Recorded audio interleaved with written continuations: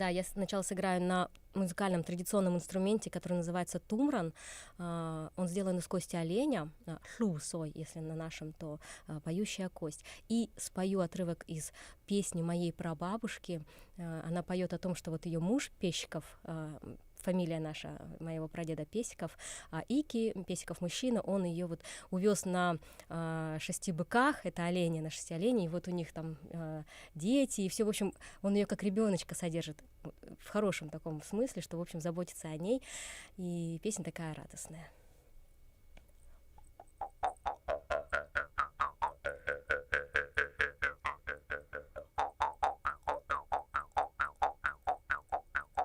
Пешковыки тувоим, нишекашина тувоим, кутмукалым им пытан. Пешковыки ташлоим, невремити, ташлоим, невремити, ташлоим.